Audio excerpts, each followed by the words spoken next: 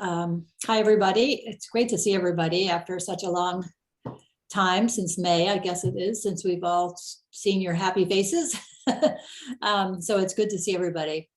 Well, tonight I'm just super pleased to have Faraaz Abdool with us tonight, who is zooming in from Trinidad and Tobago. And I'll introduce him. He's internationally published freelance conservation and wildlife photographer writer who specializes in birds and the issues they face worldwide. He graciously serves on the Trinidad and Tobago Bird Status and Distribution Committee, which is formerly the Trinidad and Tobago Rare Bird Committee, and leads birding trips on both islands, and also runs yearly birding and wildlife tours to East Africa. When we can travel again, it would be great to travel to both Trinidad and Tobago and East Africa. Faraaz is also the author of Casual Birding in Trinidad and Tobago, an extensive volume designed to market TNT, Trinidad and Tobago, as an attractive and easy birding destination, as well as to educate the local population about their avian cohabitants. Although he doesn't keep a life list, Faraaz has been a keen birder for many years, separating black and turkey vultures at a distance as a little boy, skipping class to gaze at magnificent frigate birds as a teenager, and quitting his job as an electrical engineer to put all his energy into conservation as an adult. Faraaz cultivates wildlife consciousness via his words and images in a last-ditch effort to attempt to reconnect humans and nature and save the world. Please welcome Faraaz Abdool, and we will take questions after. You can type them in the chat, and we'll take questions after he presents.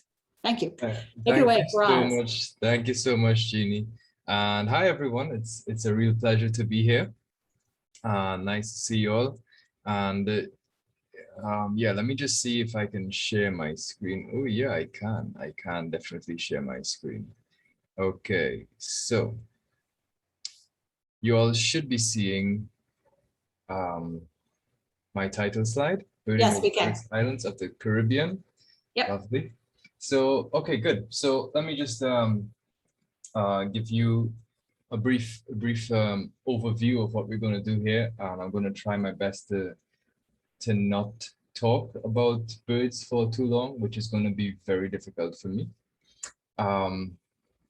So I'm going to give you a virtual tour. Some of you all I know have been birding in Trinidad and Tobago already, so it would conjure some good memories for you guys.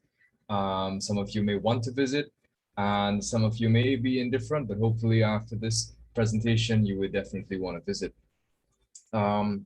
So yeah, so let me just get started.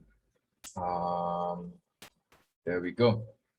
Okay, so for those of you who don't know, Trinidad and Tobago is on the southern end of the Caribbean. And if you look very carefully at this map, the satellite image, you would be able to see, I wonder if I could draw on this. I should be able to. Are you all seeing my red line? Yeah, good. So that red line represents the edge of the South American continental shelf, right? As you can see, Trinidad and Tobago, so there's Trinidad, which is a larger island, and Tobago, which is a small island to the top right of it. These islands both lie on the edge of that continental shelf, on the very edge of it, right? So what we'll be doing today, well, tonight, is that we are going to be starting on the southwest of Trinidad, on the southwest peninsula. So that's going to be over here. And we are just going to go briefly throughout the island of Trinidad. And then we would end up on the northeast corner of Tobago, which of course sits right at the edge of that continental shelf. And we would kind of be able to understand and appreciate what the various bird species are in various areas. And yeah, and hopefully be inspired, right? So quickly, just a little bit of history about these islands, right? We've separated from the mainland very recently. So the fauna and the flora of Trinidad and Tobago is distinctively South American, and we were actually formerly home to prehistoric megafauna. So that is another reason why I was asking in the presentation, the Learn the Birds presentation this earlier today about birds that bird species that may have been around after the major extinction events. So while I don't think we've ever found dinosaur fossils here. We have found fossils of things like glyptodons, which are like giant armadillos and giant sloths and so on. All of the hills, and there are 3 main hills in Trinidad and 1 on Tobago, so you might be able to make out the contours on the map, but there is one main here, which is the northern range, and there is another series of hills that passes through the central part of Trinidad, aptly named the Central Range. And just on the southern end, there are some hills here. And if I ask you to guess what they're called, I'm sure you'll come up with the right answer. They are the Southern Range. And on Tobago, there is a single ridge of hills that that comes up in the center of the island, and that's called Main Ridge, right? That's a very special place that we'll get to there eventually, right? After the Ice Age, the climate changed, and most of the savanna across low-lying areas of Trinidad gave way to forest, right? In terms of prevailing winds, we usually have prevailing winds coming in from the northeast, and this interaction with these winds, they interact with the hills, and they give a very unique and relatively consistent rainfall distribution, right? And the rainfall distribution across the islands in turn gives rise to many different kinds of habitats, right? But we're here for the birds, okay? So Trinidad and Tobago, or TNT, we have so many birds here that we're often omitted from the publications. Let me see if I can get this one. Yeah, this is a classic. I don't know if any one of you all have this, right? This is by the real James Bond, Birds of the West Indies. This does not include birds of Trinidad and Tobago.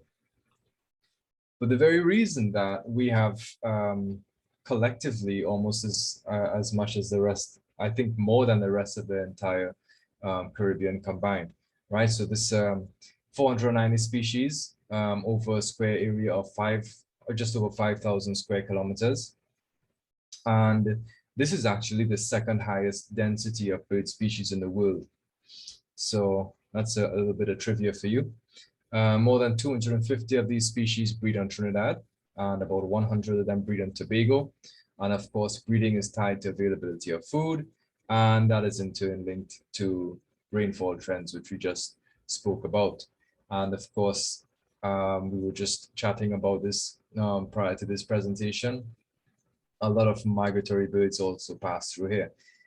If you remember where Trinidad and Tobago is, it sits on a major Atlantic flyway, migratory flyway for boreal migrants from the north, as well as austral migrants, yeah, from the south. So we're actually getting migratory birds throughout the year. So when we're not getting migrants from the north, we're getting migrants from the south.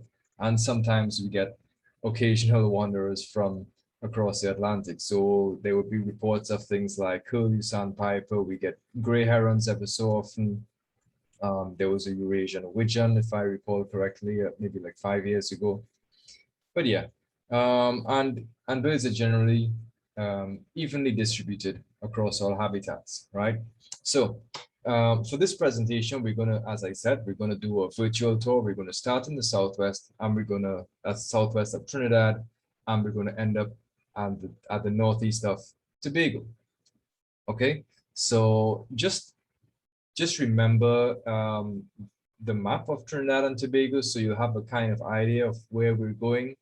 And typically we would kind of move in order, right? So starting with Southwest Trinidad, right, where I drew the red arrow, right, it's called Icarcus Lagoon, sometimes called, there are some other swamps bordering the southern coast, but a lot of coconut plantations here, right? A lot of wetland habitat in this area as well. Okay, so something else I was going to tell you about this presentation. I'm going to be giving you regular trivia.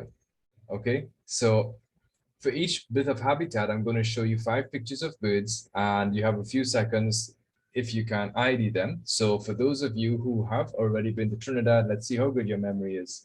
You don't have to tell me what the species are or what the answers are, but just for yourself, you know, you can always tell me how well you did at the end of the presentation. All right. So good. So we have a few species that these are wetland specialists, and also they inhabit the coconut plantations. All right. So if some of these may look familiar to you, all right, some of these may be species that you find in North America, and some of you may have been thinking that the first bird was a yellow-headed blackbird, but no, it's a yellow-hooded. All right. Yeah, so I'm gonna not spend too much time on each slide because I just want to make sure we get everything covered.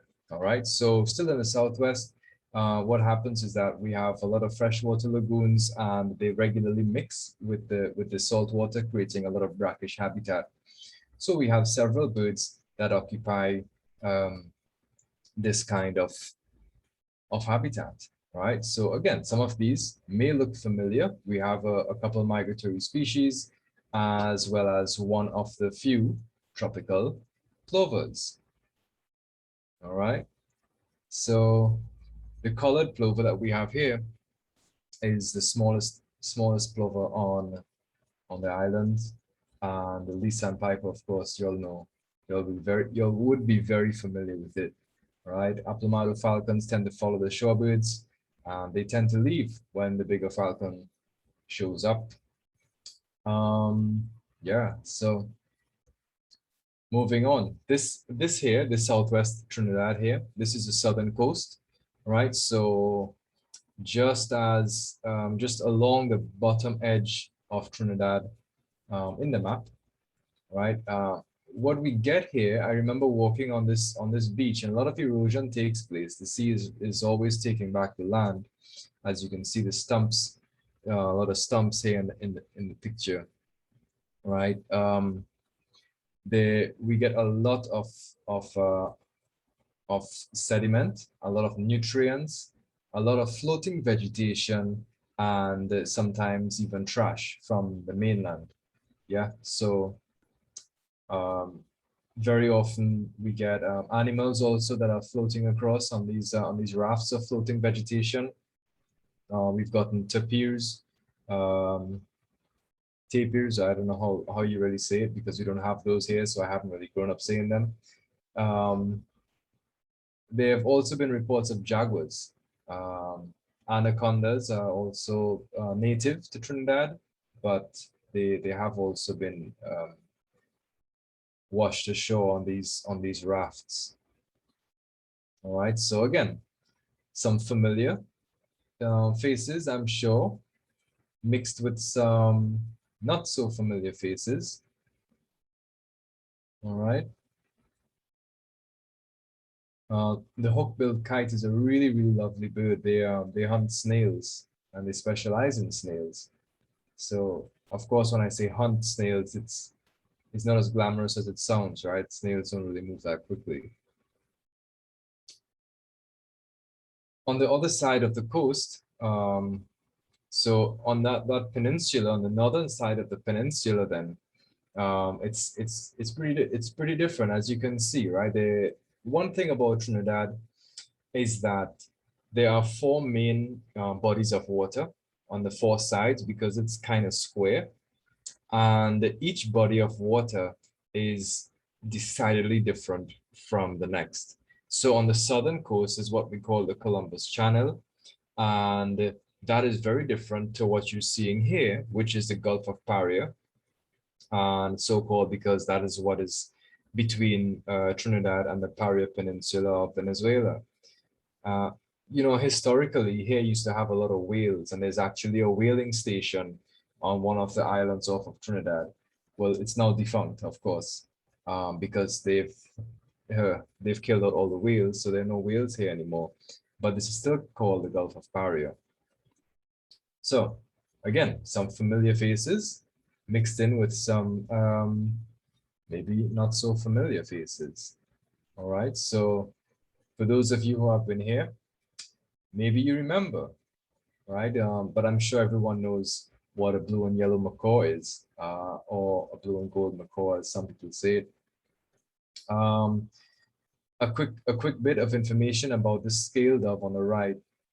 Scale doves were thought the last sighting before this set of recent sightings was in 1926, and there were no sightings after that. And maybe I think in 2011 or 2012, a local birder was just driving and he heard this strange call and he's like, wow, that call is so weird. So he did some research and realized that it sounds like a scale dove. And sure enough, there was a pair. And after that, there have been sporadic sightings in various places. But it's legitimately one of the most beautiful doves that I've ever seen. Still in southwest Trinidad, there's a lot of marshland, right? A lot of a lot of low-lying areas, right? And in southwest Trinidad, especially, you see the dark area here in this picture. This area, this type of vegetation is perfect for bitterns. Now, I know you guys would, you all are familiar, I'm sure, with the American bittern. We have 3 species of bitterns here, right? And they're all seen in this particular area in southwest Trinidad, right? So here we have, oh, hey, look at this. Here we got our first hummingbird of the trip. All right. And we got a couple that are also found in the US. All right. Dickcissels are strange migrants in Trinidad because sometimes, some years we have absolutely none, and then other years we have them in the tens of thousands. I remember Richard French when he was taking some records. I'm not sure of the year, but he was counting flocks of up to 200,000 birds. This is like, these are that was there we go, right. Masked yellowthroat, that's one of our 3 resident warblers. We have 3 resident warblers here, so not all of our warblers are migratory, just as not all of our shorebirds are migratory.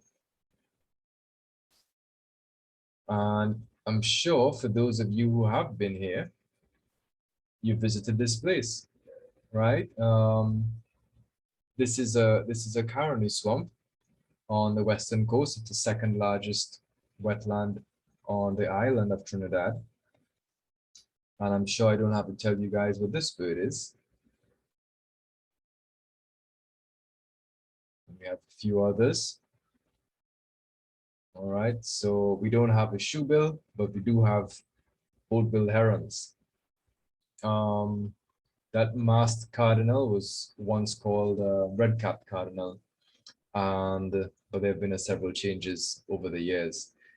The green-throated mangroves that you're seeing on the right-hand side, they are mangrove specialists. So a lot of times we associate hummingbirds with forest, but just as the white-tailed golden throat was on the previous slide, these guys they're not always found in the forest, right? These green-throated mangroves love mangrove habitat. in particular.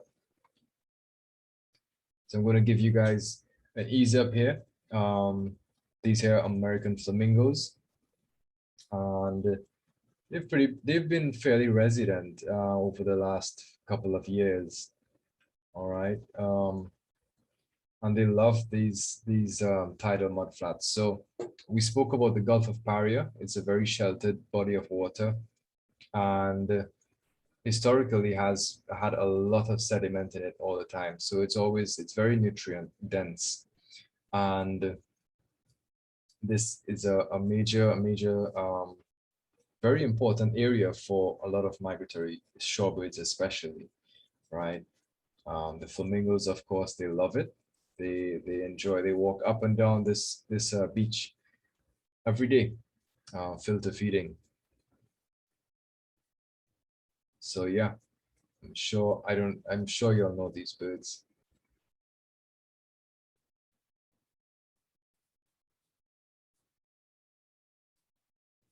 Right.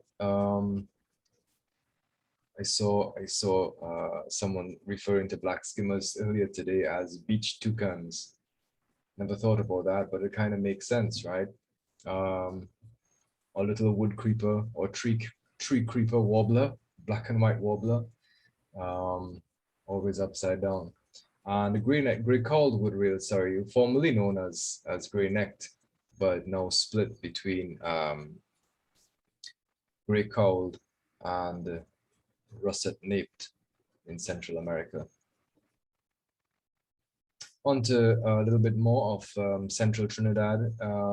So we get a lot of scrub habitat, and as this kind of habitat is treated very poorly across the world, right? People always look at it.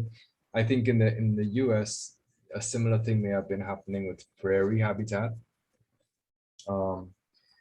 They always think for some reason that there's not much life there, but all of these birds here really enjoy the scrub habitat. Some of them, like the bird in the middle, the greater Ani, it's actually a member of the cuckoo family, and they would tend to associate less with the scrub, but more wherever there are rivers passing through and there's a little bit of water. If anyone is trying to figure out what bird the long-winged harrier on the right here, sorry, is going off with, it is a ruddy ground dove, a very unlucky ruddy ground dove. We have those at home. They're always trying to sneak in somewhere and build a nest.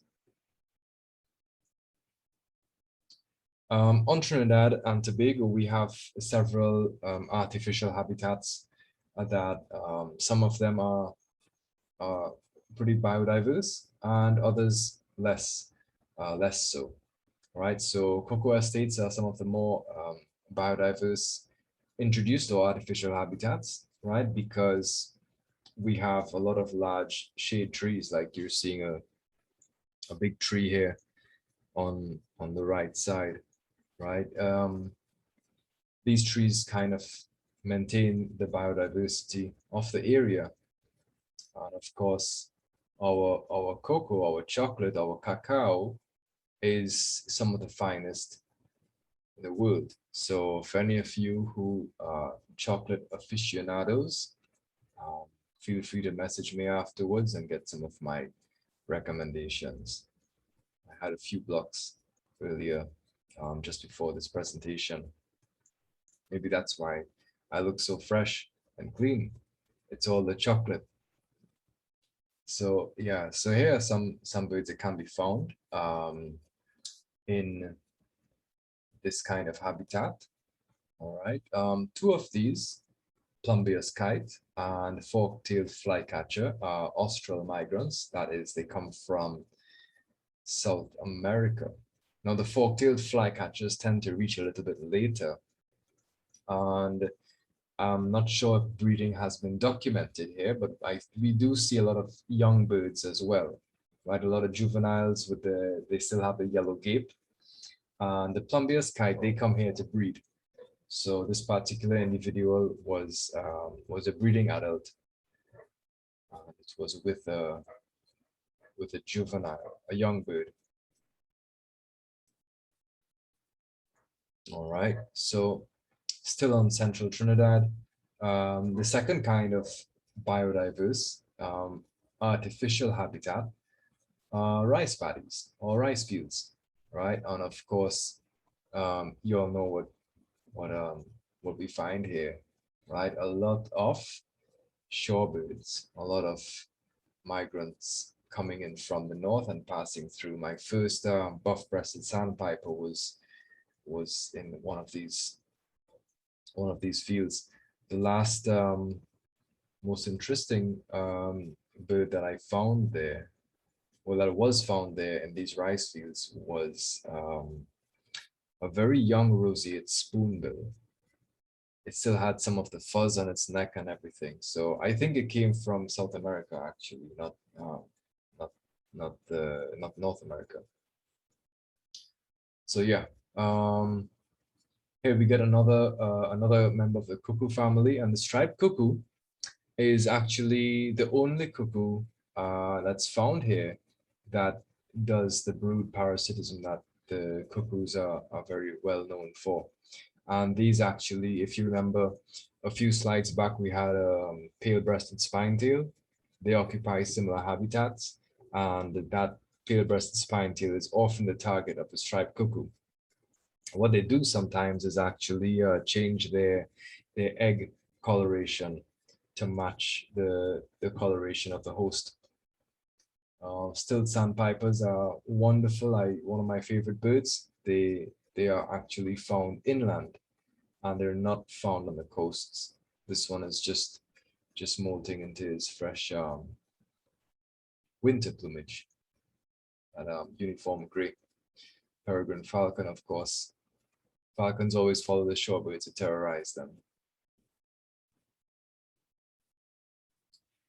Also in central Trinidad, we have, as I mentioned previously, we have a lot of lowland, and all of this was forest.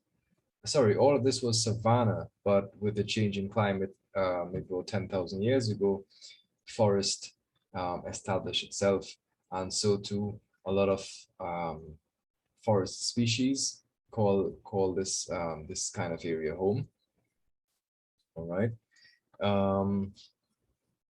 So yeah, I'm just going to hydrate very quickly.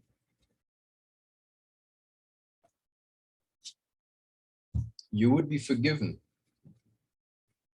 for seeing this vireo and saying it's a red-eyed vireo, because it was, right? But as of last month, it's been elevated to its species status. So it's now Chivi vireo. So this was formerly the resident subspecies of the red-eyed vireo. So we get Chivi vireo here, which is resident, and we get red-eyed vireo, which is a migrant from North America. And apparently the only absolutely reliable field mark to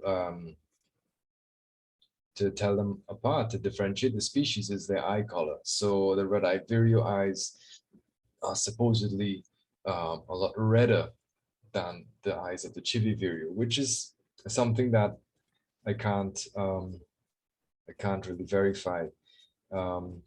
But this one here was definitely a Chivi vireo, because it was, first of all, it was nesting. It had the spider to feed its young, and second of all, it was photographed in June. So the migratory red-eyed vireo would not be here in June. It's a similar kind of method we use to differentiate between Wilsons and the South American snipes. Of course, both were formerly lumped under common snipe. But yeah, so now we get both species. One is resident and one is migratory. So some snipes that are found in December will just, if you don't see them well, they will forever remain snipe species. Yeah, one more thing here, channel bill toucan is the only species of toucan that is found in the entire Caribbean, and it's found on Trinidad. It's not found on Tobago, actually. Before I go on, did you all see the little, the baby short-tailed hawk?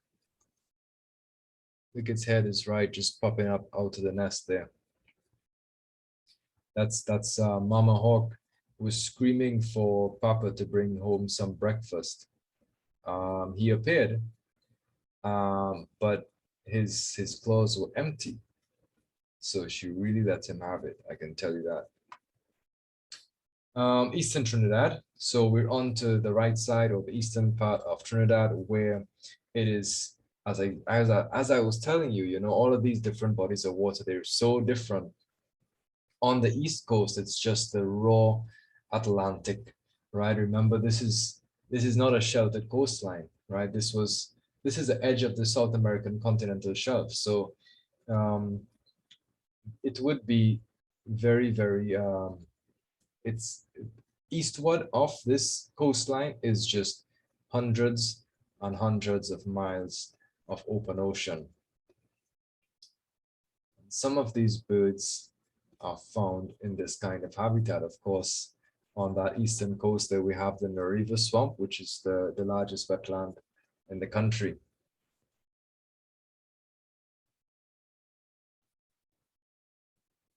There we go.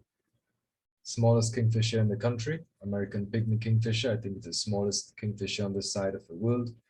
And we have the jabiru, which they're not always found here, but they breed in South America, and they have a 2-year breeding cycle.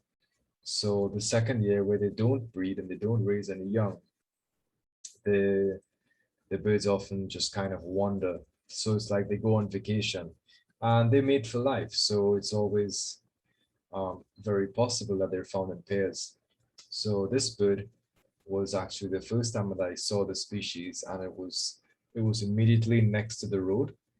And I'm not kidding. I turned the corner, I remember it vividly, and it's like maybe 15 feet from the car, and it was so huge. I thought it was a scarecrow, because I'm looking for birds. I'm seeing my yellow-hooded blackbirds and yellow-chin spine-tails and so on, and these are all tiny birds.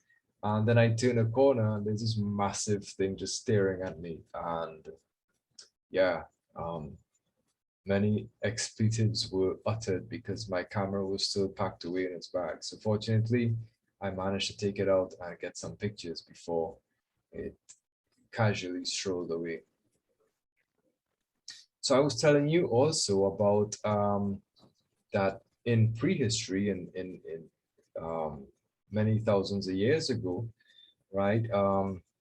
There was all of low-lying Trinidad was savanna, right? And all of that has disappeared except for one tiny area, and that's called the Arepo savanna, right? It's a very unique type of savanna. It's a wet savanna, right? So the drainage is poor, but it's host to a number of very unique species, and also some pretty unique plants, right? So we got some orchids there that aren't found anywhere else in the world, some ground orchids, so they grow from the ground. And also we have, hey, here's another falcon. This is one of our resident falcons, a bat falcon. And as the name implies, yes, it does eat bats. Trilling nat wren on the right side was formerly called long-billed nat wren.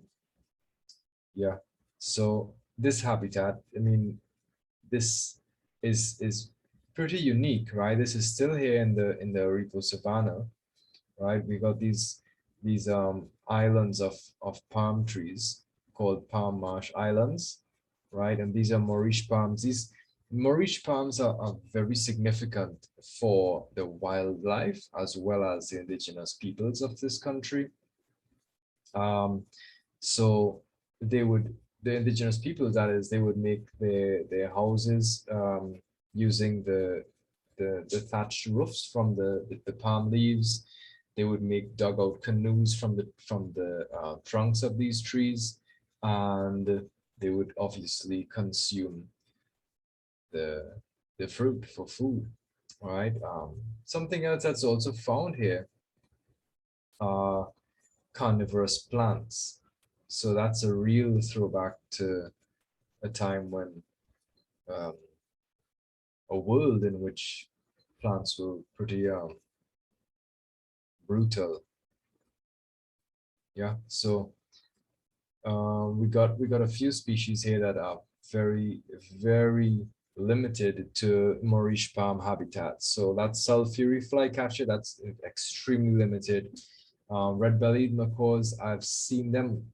They're usually associated with Maurice, but I've also seen them eating acai berries. Can you believe that? You know, they know how healthy these things are. Yeah, still on Eastern Trinidad. Some of you who would have spent some time here would have visited this area. It's a livestock station, right? Called the Aripo Livestock Station. And there are a lot of different species that are found here. This is actually the place where I take my group for the annual Christmas bird count. So I've been doing Christmas bird counts here for maybe 6 years, if I recall correctly, right? The ruddy-breasted sea eater has a wonderful voice. Unfortunately, I didn't see it in my last count, but I did hear it, so it went in. Southern lapwings are another one of our resident species of plovers. So across now, we finish with Southwest, we finish with Central, we finish with Eastern. Now on to Northwest Trinidad. So this is at the top left of the map. If we're just kind of visualizing the map of Trinidad, it looks like a kind of boot, doesn't it? But yeah, this Northwest Trinidad has a lot of bamboo forests. Of course, bamboo is invasive as in many places. But there's a surprising variety of species that are found here. In the Northwest, surprisingly, there are a lot of monkeys. So we got a lot of troops of like red howler monkeys and so on. So some pretty unique opportunities for wildlife viewing that are not birds. There we go. Golden crowned warbler is another one of our resident warbler species, right? And yeah, tropical screech owl, one of 4 species of owls that we have in our little suburban area. Sometimes we get them in our backyard.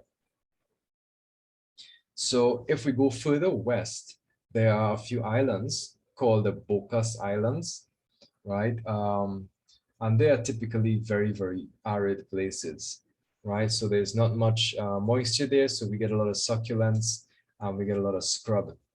And it's quite interesting in these islands here that geologically they are more closely related to the ABC Islands. So that's the Dutch Caribbean, Aruba, Bonaire, and Curacao, and Tobago, right? So Tobago, the Bocas Islands, and the ABC Islands are geologically closer related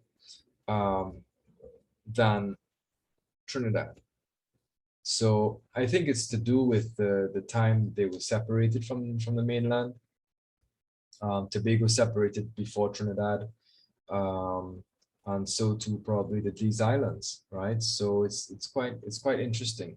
2 of these species here, the white-fringed ant wren and the black-faced grass squid on the extreme right, are found in Tobago, the Bocas Islands, but not on Trinidad, right? So it's pretty you know, it's unique in terms of that distribution, because we get the Bocas Islands, we get the entirety of Trinidad, and we get Tobago, and we have some birds that are found on these tiny islands as well as Tobago, but not at all on mainland Trinidad.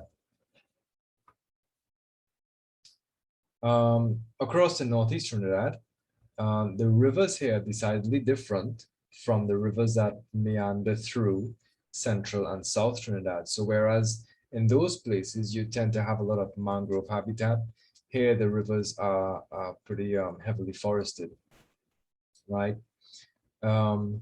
So like there have been reports of very, very interesting species that are found here that aren't found anywhere else on the island. For example, the Trinidad piping guan, which is critically endangered and also endemic to Trinidad. I think recent population estimates have put it at around 300 individuals.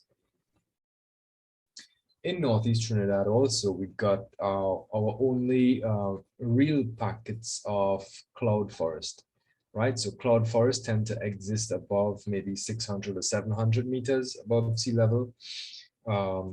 So where the vegetation is quite stunted, right? And we have a few really unique species that occupy these kinds of high elevation habitats. Now we don't have like extremely high elevation like in some other countries, but they're pretty high. This is the highest that we get in Trinidad and Tobago. So the blue-capped tanager and orange-billed nightingale thrush, they are very, very rarely found below 800 meters. All right, yellow-legged thrush around 600 and above, speckled tanager around the same, and black hawk eagle terrorizes all of them. That's the largest predatory bird that we have in the country. They're also found in other lower elevation areas as well. So if you look at northeast Trinidad, there's just like so many different species. I just ended up spending a lot of time here in northeast Trinidad. It's some of my favorite places to go birding because of that extensive mature rainforest, right? There are few feelings like being in a mature forest, and there is this kind of magic that you really can't get anywhere. I've been to different places where there are estates, like former estates from the colonial times, and the trees have been replanted. But even though those trees may have been growing for 30 or 50 years, nothing compares to a forest that's been in existence for thousands of years, right? So these are some of the other species that we get here. Bearded bellbird, it is our only species of cotinga, and they always make their presence well known, right? So just as Panama has that famous pipeline road, we have the Arima Blanchisseuse Road, right? So it starts from Arima, just south of the northern range, and then it goes up. It bisects this northern range at all elevations, and it eventually ends up at Blanchisseuse, which is a tiny village on the north coast of Trinidad. And I absolutely love birding along this road. So I'm sure that some of you who have come here, you all have been birding along this road, and there are some lovely, lovely birds to see here, right? I'll give you a hint for the bird in the middle. It is a young bird, in case you're wondering how come it looks so strange, right? I'm just going to hydrate quickly. Again, still in the northeast, we also get a lot of littoral vegetation just along the coast. So things like sea grape, I hope that's the correct name for it, almond. All right, a lot of these trees, they have a lot of thick leaves, so they don't get dried out and they don't get affected by the salty air. All right.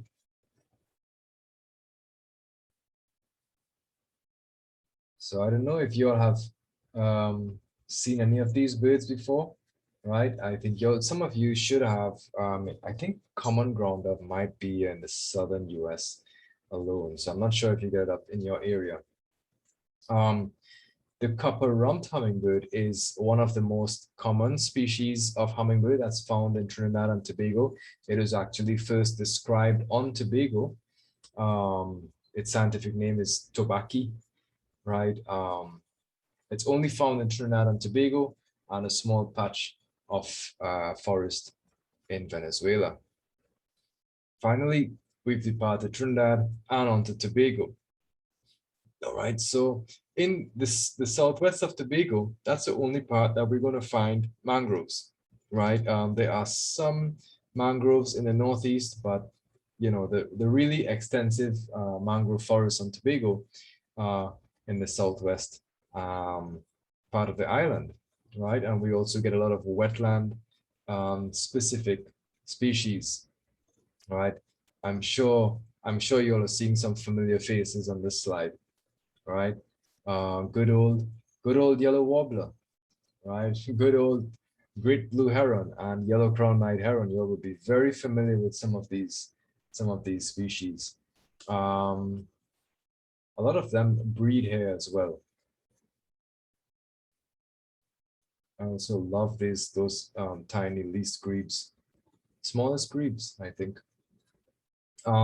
There's also a lot of scrub habitat in southwest of Tobago, right? So we got a few of our specialties here, and one of these, right, is another endemic species, right, to Tobago actually. So we spoke about the Trinidad piping one, which is endemic to Trinidad. There is the scrub greenlet, right, which is endemic to Tobago, not the scrub greenlet per se, but the subspecies in Tobago is endemic.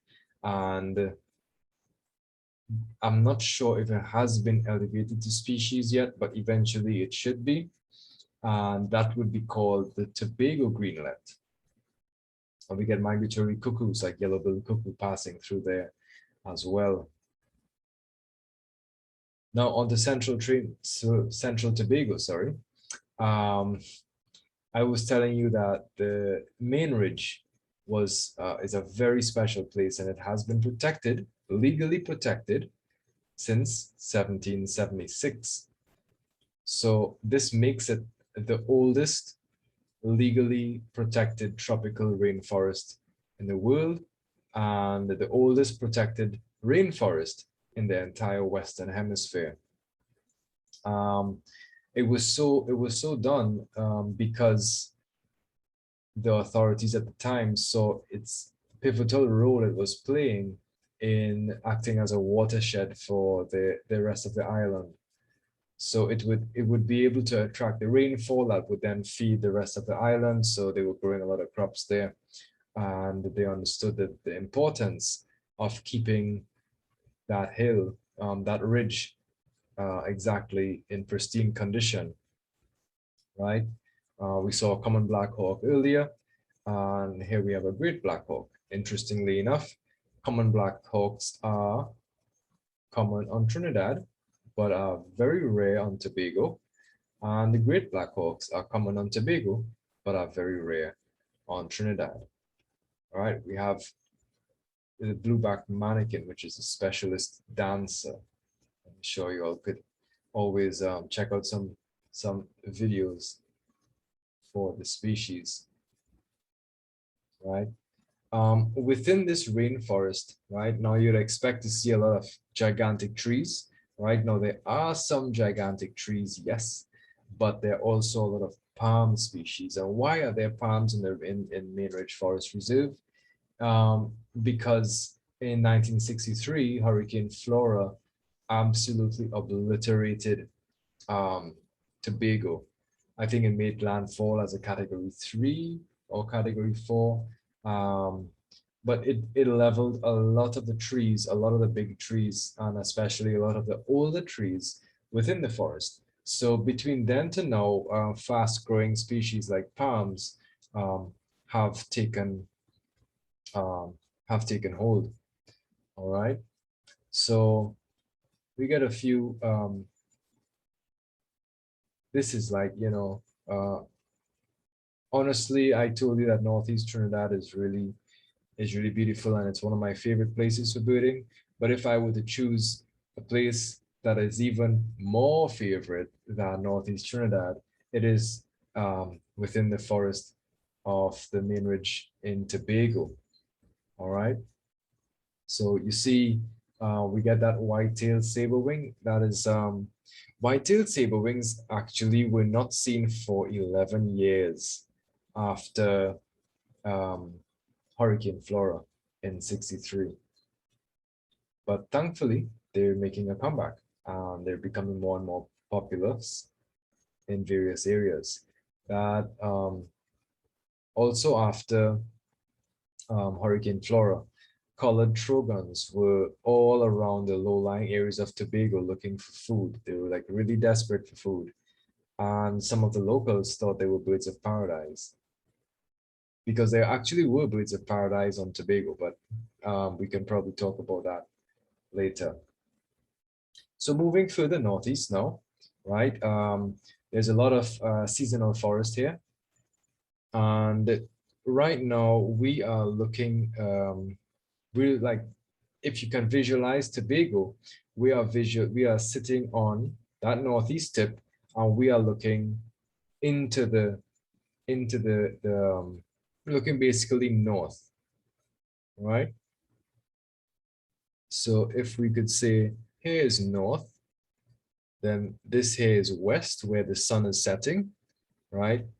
And these islands here, they are called St. Giles, right? The St. Giles is a group of islands that is the northernmost territory of Trinidad and Tobago. And right beyond there, right, that's the open ocean, right? That there is a continental shelf, and there is that big drop off, and that's the open ocean. So within here, but we'll get to there in a short bit, right? Within here, we can find a variety of fairly reliable species, right? Here's another endemic on the left-hand side. It was formerly called the blue-crowned motmot, but it is now the Trinidad motmot, right? Which is strange because it is far easier seen on Tobago as it is on Trinidad. In Trinidad, it tends to be a lot more secretive and retiring. On Tobago, it's just like hanging out on power lines and all of that sort of conspicuous behavior. All right.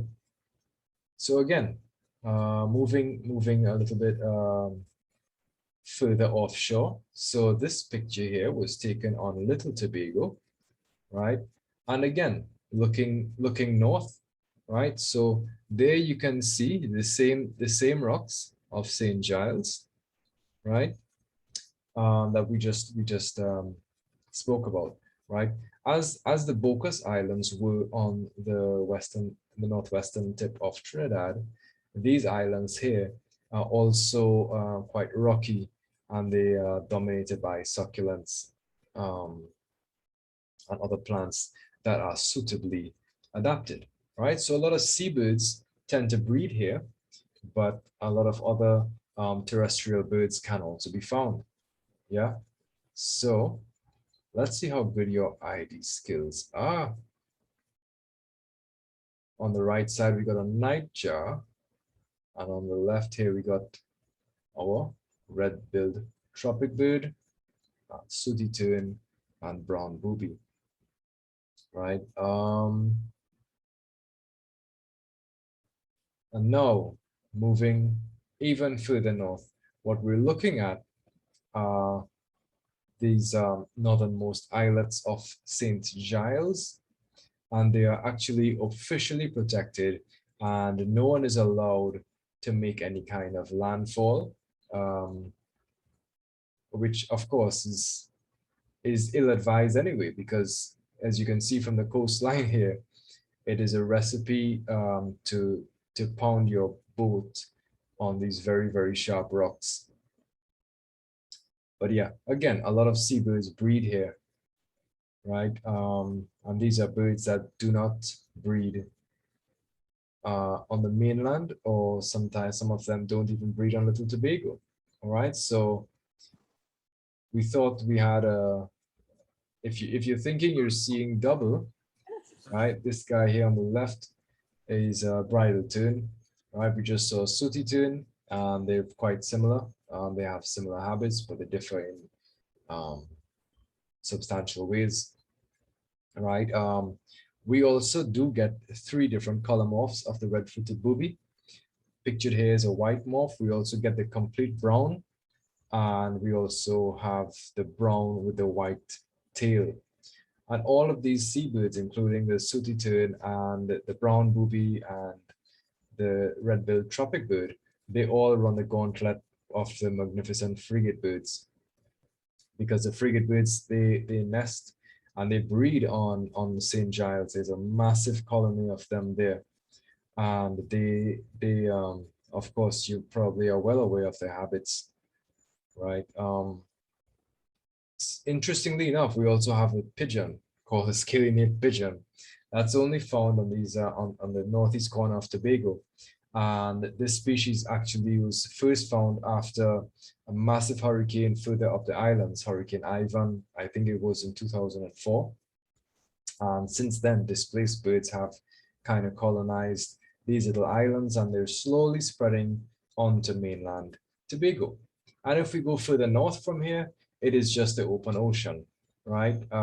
So we get, I think just a few months ago, there was a sighting of humpback whales here, which is pretty strange, unique, and something that I hope that I experience sometime in the future.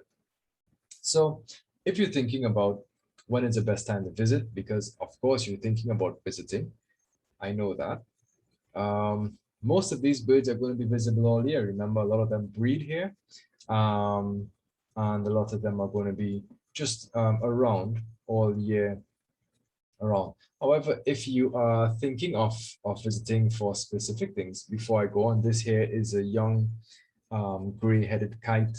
I didn't put the name on here, so I'll tell you. Yeah, so if you are interested in looking at, let's just say we're coming for breeding seabirds, then you should come between January to May. After that, they all disperse. Well, most of them disperse. Species like the brown booby, they would tend to just kind of wander along the coastline of Tobago, and they're pretty regular all year round. But others like the tropic birds and so on, they're only around for a specific time, right? Migrants from the north, they come in between August and March. This here is a buff-breasted sandpiper. So I hope you all get to go and see this one. I think Jeannie, you're telling me in Buffalo. So good luck with that sighting. And we also have austral migrants, and these migrants come from South America, like this fantastical looking swallow tanager. Okay, and as it is there, it's actually right on 1 hour of presenting. So I actually got it within 1 hour. I just want to thank you. And please, one day I would love to welcome you into my beautiful country and show you some of these wonderful birds. And yes, that is me cooling off in a river on the north coast of Trinidad called Shark River. Interestingly called that way because there have been reports of sharks coming up river in many, many years ago. More than likely bull sharks. So yes, so thank you so much for this opportunity. And what I would do is I will stop the share and invite you all to ask me any questions, please. Thank you, Faraaz. That was great. I do want to, you mentioned times to come, but I was wondering how long one should plan on visiting to. Okay, yeah. So I would say around 2 weeks is fine. So 10 days to 2 weeks, depending on your pace, like how you bird, if you like to just be really chill and have some slow days and have some, days when you wake up at 4 in the morning Not everyone really enjoys doing that all the time. I love chill days, and I'm a very, very laid back birder. So you can come and experience everything in between 10 to 14 days at a leisurely pace. Great. Yeah. Yeah. And I usually recommend, like how I structure my tours, is that we start on Trinidad, where the birding is, the species are great, but sometimes the birding can be a little bit neck breaking, and sometimes it's really hot. We start in Trinidad for maybe like a week or so, or maybe 8 days, and then we go to Tobago and we enjoy the motmots and the jacamas on Tobago that are very, very confiding, and also squeeze in some time for some lovely beaches. Sometimes people like to just relax, hang out on a beach for a whole day. It's like you've come all this way to this this paradise. Why not just chill out? And you might see some sandwich turns or common turns or whatever on the beach while you're at there. So, and then just on the last day, what I do is that I save the Caroni Swamp tour with all of the thousands of scarlet ibis. I save that for last. So we fly back to Trinidad, we go to the swamp, we sit down there, we just go on the boat, and all these ibis are coming in, and then we all cry long tears because we're leaving. Yeah. Yeah. We do have a question from John. Have any of the resident populations of birds evolved to the level of a new species, parentheses, in view of taxonomists at least, since the isolation of TNT from South America 11,000 years ago? Yeah, well, I would say that we have a lot of endemic subspecies. So things like the blue-gray tanager. Tobago actually has an endemic subspecies of the blue-gray tanager. And we're also talking about the scrub greenlet, which is still, it's an endemic subspecies to Tobago. So that may be elevated to species, as in the Tobago greenlet in the coming years. But remember, we also got the two endemics that are established, which are the Trinidad piping guan. The South American version is blue-throated piping guan.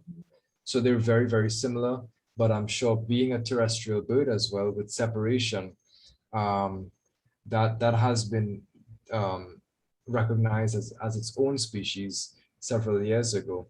That along with what was formerly known as the blue-crowned motmot, and that underwent a species split. That was split into I think 5 different species. So there's like Andean motmot, lessons, whooping motmot, and so on. But the species that remained in Trinidad and Tobago, that was completely unique from all of the other blue-crowned motmots that were found across Central and South America. But yeah, like we had some other species that I think that, there's a lot of room to do some more scientific research. So like we get little tinamou, which is another terrestrial bird. So I think that, the scientists need to really study these species and study these populations, because who knows, it could be a Trinidad little tinamou or something like that, and it could be endemic, right? We also used to have horned screamers here. Really?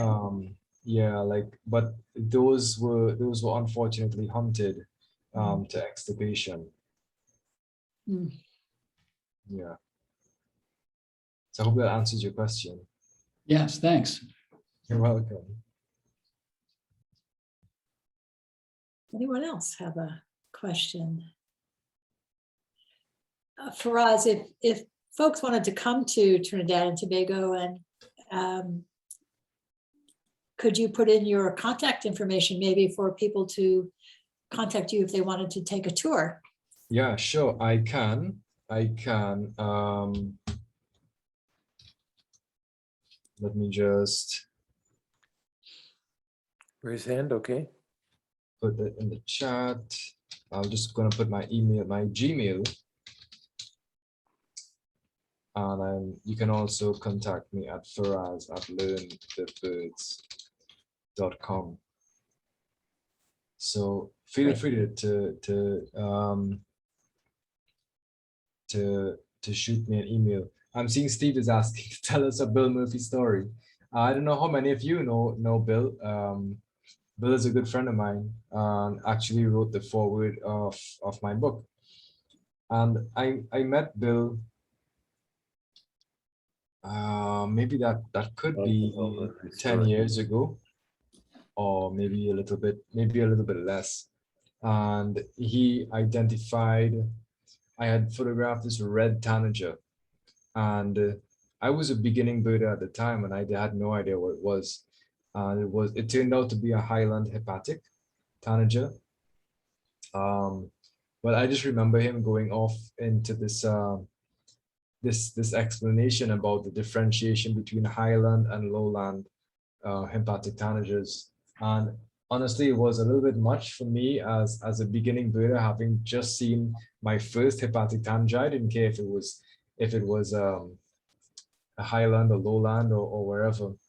But following that, he and I struck up a really wonderful relationship, and we used to write long letters to each other on emails, and we actually, we have a lot in common, turns out. So I can't wait to see Bill again.